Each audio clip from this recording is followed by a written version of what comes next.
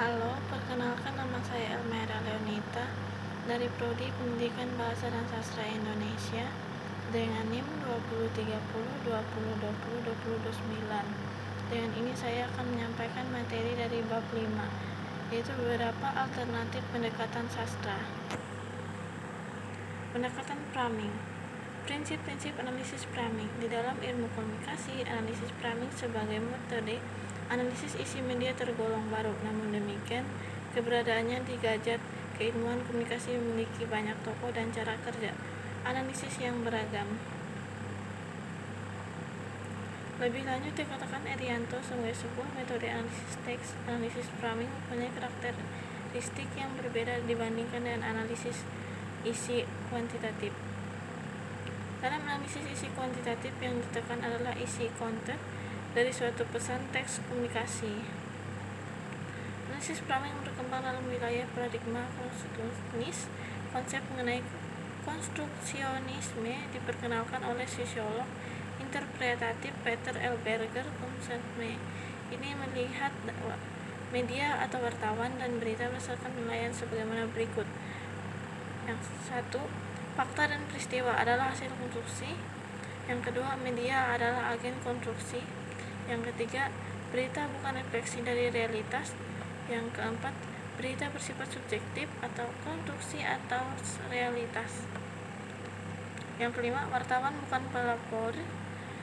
Yang keenam, etika, pilihan moral, dan keberpihakan wartawan adalah bagian integral dalam produksi berita. Yang ketujuh, nilai etika dan pilihan moral peneliti menjadi bagian integral dalam penelitian. Yang kedelapan, khalayak mempunyai penafsiran tersendiri atas berita.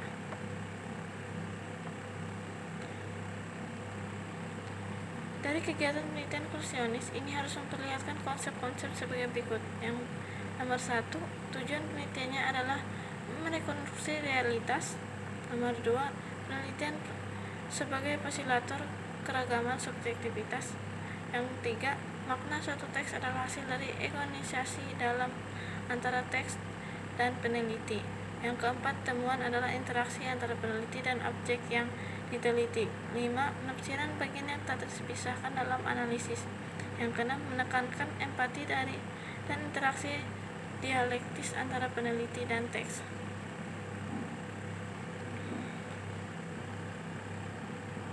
Simplifikasi. Realitas yang dikompleks dan rumit akan disederhanakan melalui perspektif seorang sehingga menjadi sederhana dan bermakna.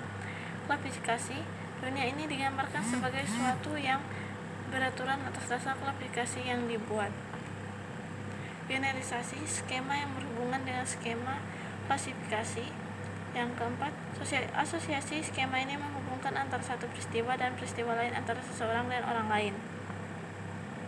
Skema sosial. Skema ini paling banyak sering digunakan. Skema tekstual. Skema ini berhubungan dengan skema teks. Skema ideologis. Skema ini berhubungan dengan asumsi ideologis yang implisit terhadap dalam teks. Alternatif metode analisis framing dalam analisis sastra. Penerapan metode analisis framing dalam analisis sastra pada tarafnya awal adalah pembangunan landasan kerja secara keilmuan terlebih dahulu. Landasan operasional tersebut merupakan suatu hierarki sebagaimana dalam penelitian pada umumnya terdiri atas paradigma, teori, metode, dan teknik.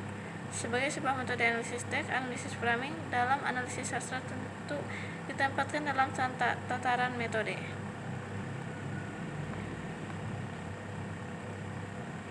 Dalam analisis framing sastra ini, karya sastra merupakan wujud konstruksi realitas dilihat dari bingkai atau mengkonstruksi realitas tersebut yang dilihat berdasarkan parameter tertentu. Metode analisis framing sastra. Metode analisis framing sastra dapat diringkas sebagaimana uraian berikut. Metode analisis framing sastra akan berawal dari pemahaman akan fakta-fakta yang dipilih yang diungkapkan oleh pengarang melalui struktur cerita.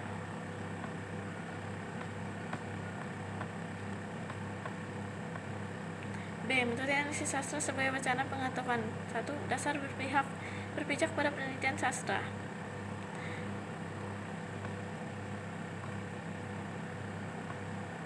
Ketika manusia berkembang dan memisahkan antara sastra dan pengetahuan, maka sastra menjadi wacana tersendiri dan pengetahuan sendiri pula.